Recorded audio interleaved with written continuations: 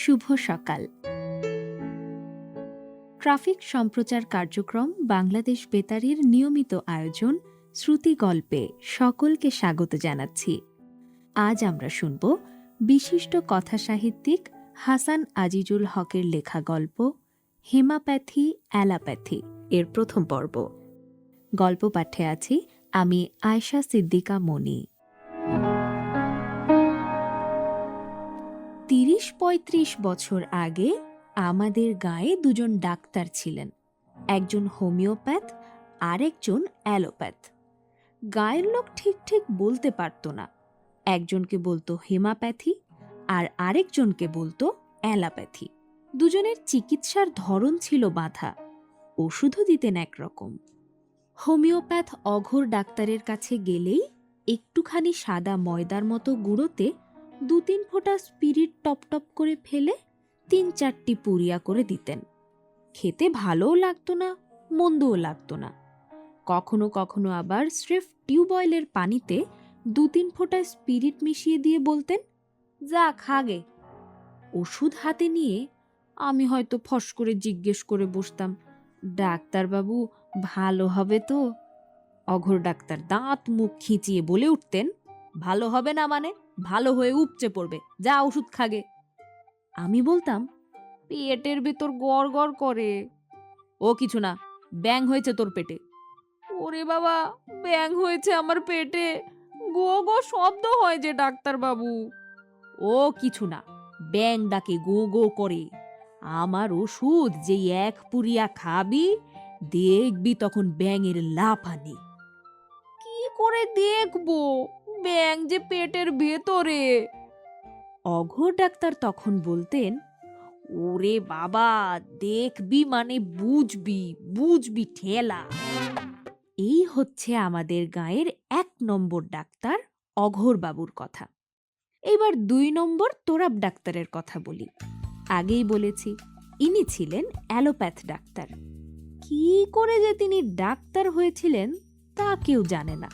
শোনা যায় বাল্যকালে নাকি তিনি এক বড় ডাক্তারের হুঁকো সাফ করতেন। সে যাই হোক, তোরাব ডাক্তারের একটা ছোট্ট শেয়াল রঙের বেতো ঘোড়া ছিল। তার সামনের পা দুটি ছাদনা দড়ি দিয়ে বাঁধা থাকতো প্রায় সময়।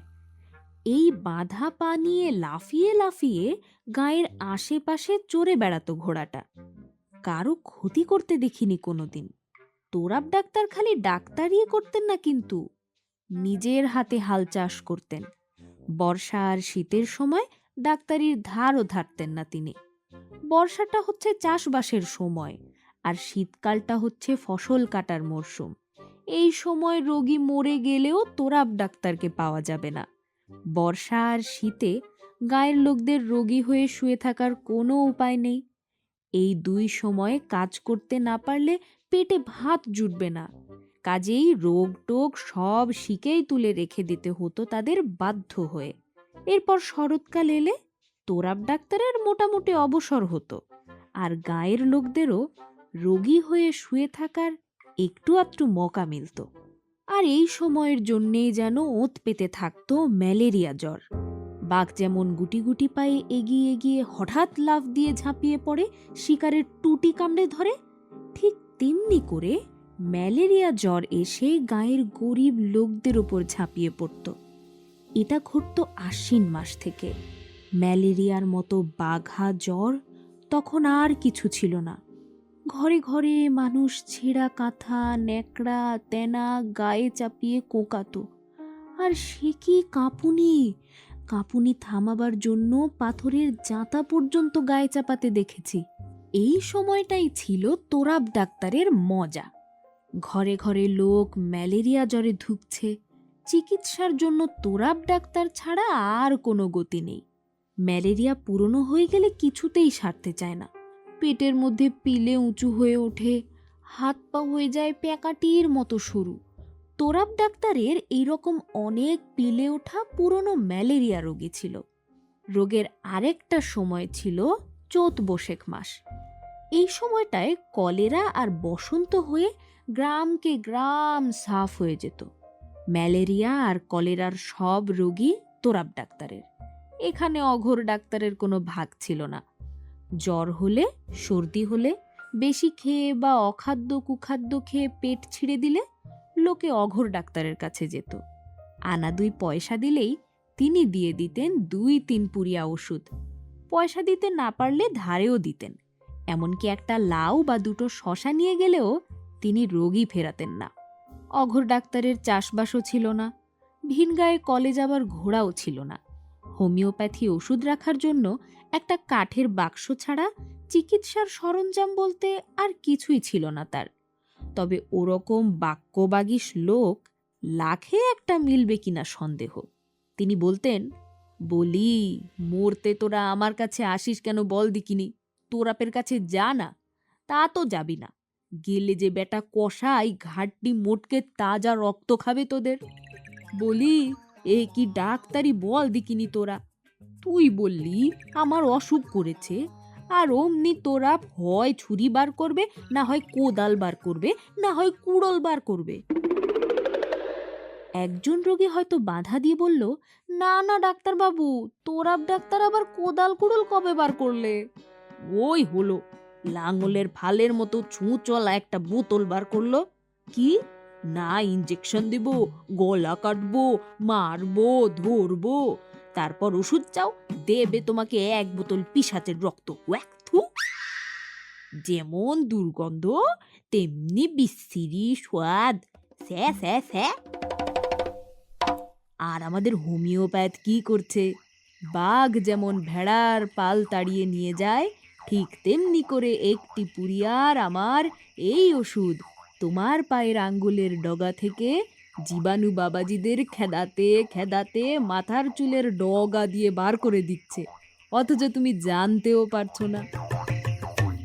সে বছর শরৎকালে ধান কেবল ডাঁশিয়ে উঠেছে। ধানের ভেতর সাদা দুধ জমে চাল বাঁধছে। বেশ ঝরঝরে আবহাওয়া, আকাশ ভর্তি রোদ, একটু একটু ঠান্ডা হাওয়া বইতে শুরু করেছে।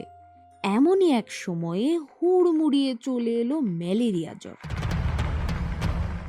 ব্যাস, লোকে ম্যালেরিয়া জ্বরে দমাদম বিছানা নিতে লাগলো।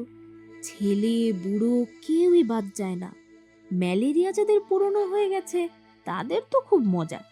ঠিক বেলা 10টার সময় চোখের সূর্যটা একটু হলুদ হলুদ থেকে, তারপর গা একটু গরম হয়, চোখ দুটো সামান্য জ্বালা করে, তারপর হুড়হুড় করে এসে পড়ে জ্বর। সঙ্গে সঙ্গে কি পিপাসা! ঘুটি ঘুটি পানি খেয়ে পিপাসা কমে না, পানি পেটে গিয়ে গরম হয়ে যায়, তারপর গাটা গুলিয়ে ওঠে, আর তারপরেই বমি। বমি হয়ে গেলেই আবার পিপাসা, আবার ঘুটি ঘুটি পানি খাওয়া, তারপর আবার বমি। জ্বর কমে আসে আস্তে আস্তে। রাত 10টার দিকে একদম জ্বর চলে গিয়ে গা ঠান্ডা। গায়ের অর্ধেকের বেশি লোক এই ম্যালেরিয়া জ্বরে পড়ল। তোরাব ডাক্তার হলুদ রঙের বড় বড় বিকট দাঁত বের করে এই বড় সিরিঞ্জ নিয়ে রোগীদের বাড়ি বাড়ি ঘুরতে লাগলেন। 2 পকেট ভর্তি শুধু ম্যাপাক্রিন বড়ি। সে যে কি ভয়ানক বড়ি ভাবা যায় না। রোগী যেখানেই থাক, সে মাটির দাওয়াতেই হোক আর খোলা আকাশের নিচে উঠানেই হোক অথবা ঘরের ভেতরেই হোক, গলার স্টেথোটি ঝুলিয়ে ইঞ্জেকশনের বাক্সটি হাতে নিয়ে তোরাব ডাক্তার ঠিকই হাজির। লোকেই বা আর কি করে? কাজেই বাধ্য হয়ে তোরাব ডাক্তারকে ডাকতেই হয়। বেচারা অঘোর ডাক্তারের গুঁড়োতে যে কোনো কাজই হয় না। সে যাই হোক, ঘরে ঘরে ঢুকেই গোদা গোদা একা বেকা আঙুল দিয়ে তোরাব ডাক্তার রোগীর কবজি চেপে ধরে কিছুক্ষণ নাড়ি পরীক্ষা করতেন। রোগীরা সব বলাই সাধু। হয়তো জিজ্ঞেস করলো, তবে কি ম্যালোরি জ্বর ডাক্তার সাহেব?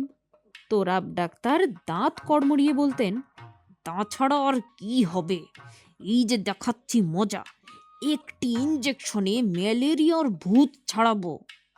এই বলে আশেপাশের লোকদের তিনি আদেশ দিতেন, এই ধর তো এটাকে চেপে সুইটা দিয়ে দিয়ে একবার, আর 2 টাকা রাখো এখানে আমার সামনে, আমার ফি আর ওষুধের দাম। আরে আগে টাকা রাখো, তারপর অন্য কাজ। এই বলে তোরাব ডাক্তার একদিকের পকেটে টাকা 2 ভরতেন, আরেক পকেট থেকে বের করতেন ইনজেকশন দেবার সিরিঞ্জ। কি প্রকাণ্ড সিরিঞ্জ! আর তার তো সূঁচ নয়, ঠিক যেন মোষের লাঙলের ফলা। লোকের গায়ে ফুঁড়তে ফুঁড়তে ছুঁচের মাথা গিয়েছে ভোঁতা হয়ে। সেই ভয়ানক অস্ত্র দেখেই তো রোগী বিছানা থেকে লাফিয়ে উঠে পালাবার চেষ্টা করত। তোরাব ডাক্তার চিৎকার করতেন, ধর ধর, ঠেসে ধর, আরে চেপে ধর। সঙ্গে সঙ্গে ৩-৪ জন সন্ডা গোছের লোক গিয়ে বিছানার সঙ্গে চেপে ধরত রোগীকে। তারপর কোমরের কাপড়ের কষিটা খুলে তোরাব ডাক্তার মাংসের মধ্যে প্যাট করে ঢুকিয়ে দিতেন সেই মোটা সূঁচ। সঙ্গে সঙ্গে রোগীর সমস্ত পাটা হয়ে যেত অবশ। এই রকম করে ইনজেকশন দিয়ে সে বছর শরৎকালে তোরাব ডাক্তার ২ হাতে টাকা রোজগার করতে লাগলেন। ম্যালেরিয়ার প্রকোপ যত বাড়ে ততই বাড়ে তার রোজগার। ইনজেকশন দিয়ে তিনি ২-৩টে লোককে তো চিরদিনের জন্যই খোড়া করে দিলেন। তার ম্যাপাক্রিন বড়ি খেয়ে কয়েকজন তো চিরকালের জন্য কালা হয়ে গেল। তবু লোকে বাধ্য হয়ে তার কাছেই যেতে লাগলো।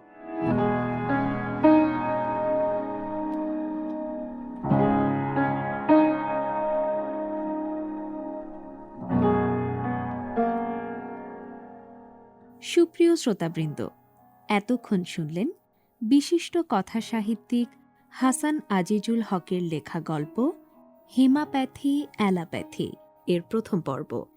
পরবর্তী পর্ব শোনার আমন্ত্রণ জানিয়ে আজ এখানেই শেষ করছি।